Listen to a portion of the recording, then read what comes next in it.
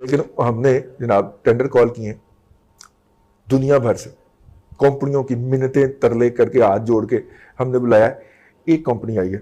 یہی اپروچ ہے ہماری, یہی مینٹیلٹی ہے, یہی لیول ہے, یہی گھٹیا پن ہے. اس انٹرنیشنل ٹینڈر کے اندر کوئی انٹرنیشنل ملک کوئی کمپنی نہیں آئی. پہلے ہم چینوں کو دے دیا کرتے تھے, چینوں کو لے آتے تھے, وہ انٹرنیشنل ہے, وہ آ جاتے تھے. انہوں نے کہا کہ اس پہ چڑھے. آپ چینے کیوں نہیں آئے؟ تو انہوں نے کہا جی چینی کہتے ہیں کہ انکنڈیشنل آفیشیل اپالوجی آپ جب تک نہیں کریں گے کہ آپ نے ہمارے خلاف بکواس کی تھی, جھوٹ بولا تھا, تب تک ہم جو ہے آپ کے کسی پروجیکٹ کے اندر ٹینڈرنگ نہیں کریں گے. سکریپ کرنا پڑ گیا ہمیں, فیل ہو گیا نا. آپ جب دو پارٹیاں آتی ہیں تو آپ ان کی کمپیٹیٹو بیڈنگ کرواتے ہیں نا. یہ مکمل اوقات ہے کہ 2.5 سال کے بعد, اقتدار میں آنے کے 2.25 سال کے بعد پہلا ٹینڈر کیا انٹرنیشنل, اور اس میں ایک کمپنی آئی ہے, وہ بھی لوکل. آپ بھی کہیں گے کہ یہ نئے شکل والا روزانہ کوئی نہ کوئی بری خبر لے کے آیا تھا کہ لیکن ہم کیا کریں, ہمیں اچھی خبریں نہیں ملتی. اور آج پھر کوئی اچھی خبر نہیں ہے جی, ایک اور ڈیزاسٹر کر دیا اس حکومت نے.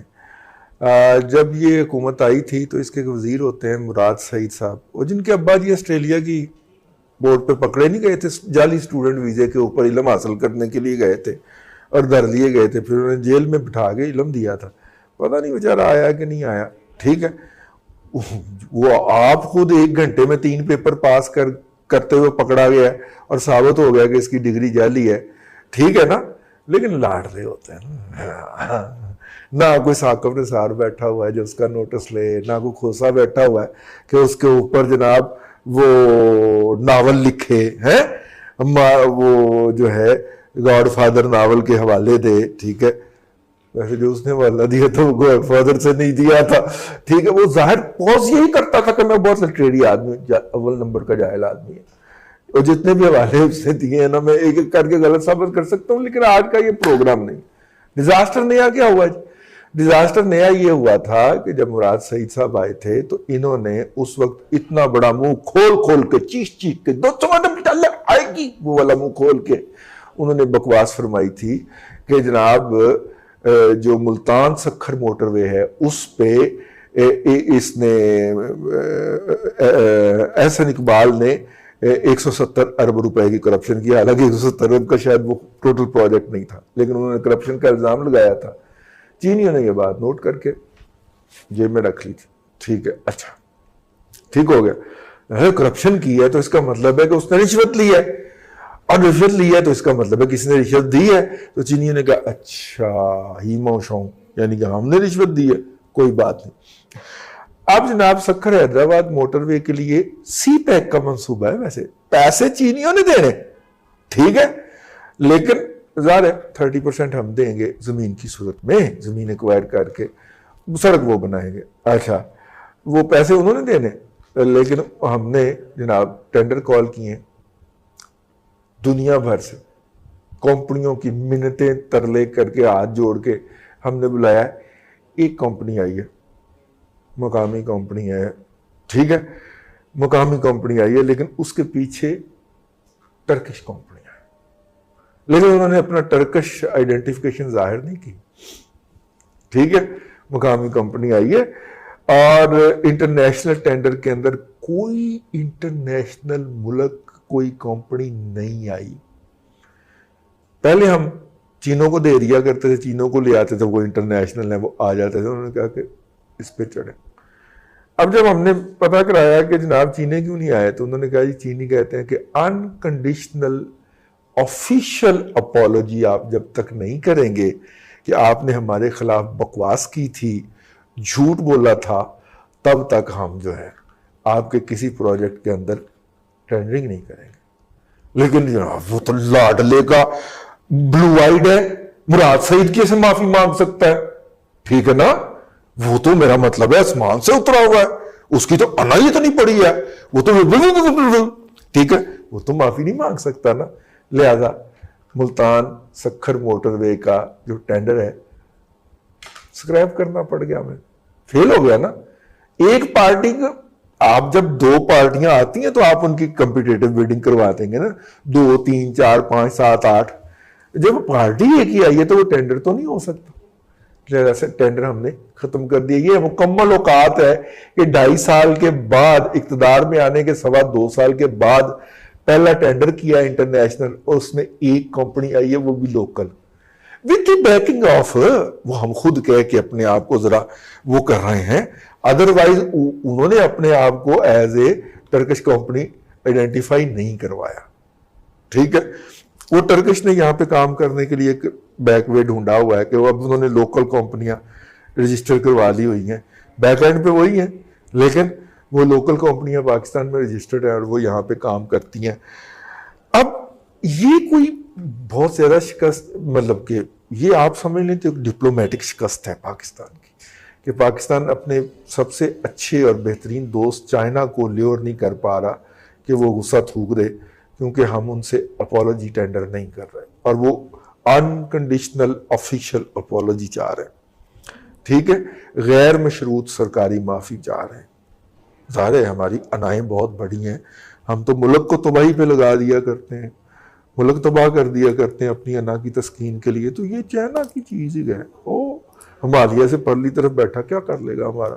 ٹھیک, یہی اپروچ ہے ہماری, یہی مینٹیلٹی ہے, یہی لیول ہے, یہی گھٹیا پن ہے اس وقت جو مسلط لوگ ہیں ان کا.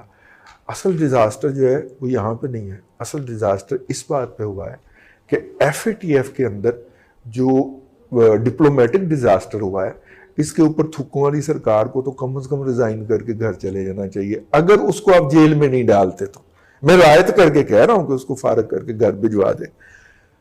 پاکستان کو گرے لسٹ میں رکھنے کا فیصلہ متفقہ ہوا ہے, یونینیمس ہوا ہے.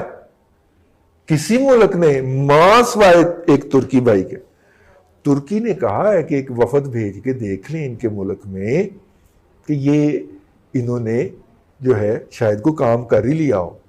تو باقی نے کہا تو چپ کر کے بیٹھ, تین بہت پتا.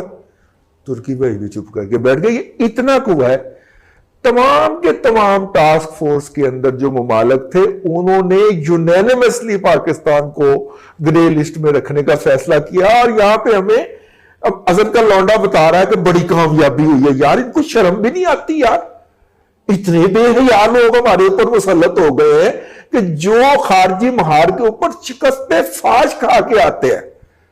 ٹھیک ہے, اور ہمیں آگے بتاتے ہیں کہ جی ہم نے وہاں پہ بڑی فتح کے جھنڈے گاڑے ہیں. کوئی شرم ہوتی ہے, اور اوپر سے ان کو ٹکرے ہوئے ہیں.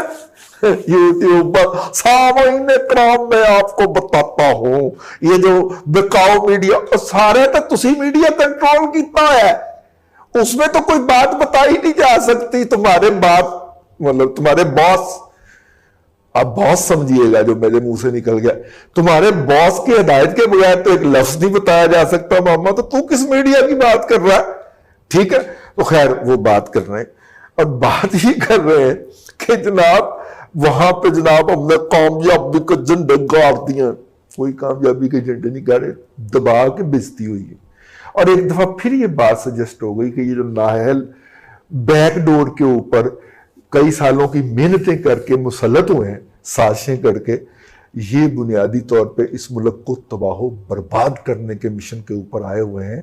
یہ بہت بڑا ڈپلومیٹک جو ہے وہ ڈیزاسٹر ہے. لیکن بات یہاں پہ ختم نہیں ہوئی, اس سے آگے ایک اور بھی بڑا ڈیزاسٹر ہے. ہم پچھلے دنوں گئے تھے نا سعودی عرب سے معافی مانگنے, اور انہوں نے ہمیں نہ ایم بی ایس ملا تھا نہ ایم بی ایس کا ابا ملا تھا. ٹھیک ہے, اور ایم بی ایس کے ابے نے کہا تھا کہ آپ چلیں ہم بچہ بھجواتے ہیں جو آ کے, وہ وہاں پہ اسے ایم بی ایس کا چھوٹا بھائی ملا تھا, وزیر دفاع ہوتا ہے. اس کے بعد کسی کو انہوں نے ویلکم کرنے کی ضرورت محسوس نہیں کی ہے. ہم نے بڑی کوششیں کی ہیں, لیکن انہوں نے وہ کوئی ویلکم دینے کے لیے ہمیں تیار نہیں. صرف اس پہ اتفاق ہوا کہ دونوں سائڈیں چپ کر دیں.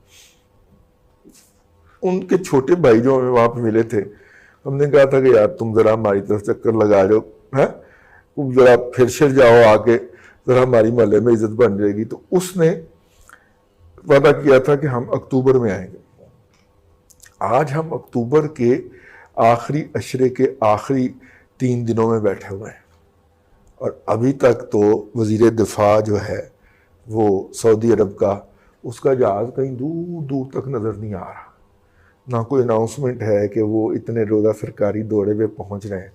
اس کا مطلب ہے کہ سعودی عرب کی ناراضگی بھی وہیں پہ قائم ہے، اگر وہ نہیں آتا تو اس کی ناراضگی بھی وہیں پہ قائم ہے۔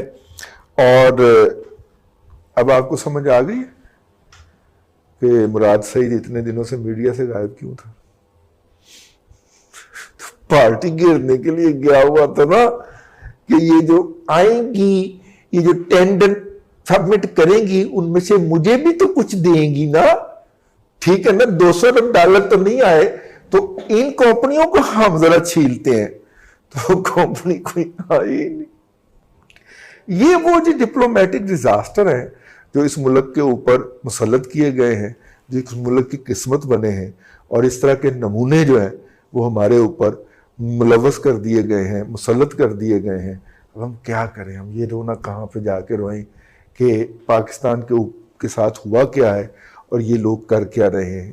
اور یہ ہم اس وقت یہ بات آپ سے کر رہے ہیں، نومبر، دسمبر اور جنوری، فروری میں ہم نے IMF کے سامنے پیش ہونا ہے، ایسے ہاتھ بن کے پیش ہونا ہے، اور IMF کو بتانا ہے کہ ہم گیس بھی مہنگی کر رہے ہیں، بجلی بھی مہنگی کر رہے ہیں، اب اللہ کا نام ہے باقی کے پیسے بھی دے دیں، تاکہ ہم سعودی عرب کے، قطر کے، وہ جو میرے پاکستانیوں پیکج مل گیا، ہاں میں آپ کو خوشخبری دینا چاہ رہا ہوں، جو قرضہ لینے پہ خودکشی کرنے کی دھمکی دیا کرتا تھا، وہ قرضہ ملنے کے اوپر ہمیں مبارکبادیں پیش کر رہا تھا، ٹھیک ہے، وہ قرضہ واپس کرنا پڑ رہا، ٹھیک۔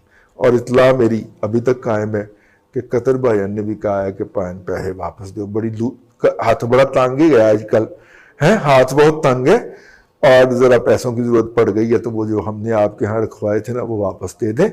اور اس کے باوجود بھی مطلب کہ ہمیں جادو تو بڑے کمال کا آتا ہے نا، ہم نے ڈالر کو جو ہے وہ کوٹا ہے، ڈالر کو انٹرنیشنلی بھی مار پڑی ہے، یا کوئی ایسی بڑی قیامت نہیں آئی ہوئی، لیکن انٹرنیشنلی اس کو مار پڑ رہی تھی، روپے کے مقابلے وہ تن کے کھڑا ہوا تھا، تو اب وہ روپے نے بھی تھوڑا سا ڈالر کے خلاف گین کیا ہے، اور 160 کا ڈالر ہو گیا ہے، 160 روپے کا 166 سے گرنا شروع ہوا ہے نا، تو 160 کا ہو گیا۔ اب ہم نے اس کو گانا ہے کہ یہ دیکھیں جناب 160 کا ہو گیا ہے، اور پھر وہ پٹے کھل جانے ہیں کامران خان کے بھی، وہ سب نے بھی آپ کو بتانا ہے کہ کیسی خوشحالی آپ کے اوپر نازل ہو رہی ہے، لیکن یہ جو ڈیزاسٹر کر رہے ہیں ان کو انہوں نے اسی طرح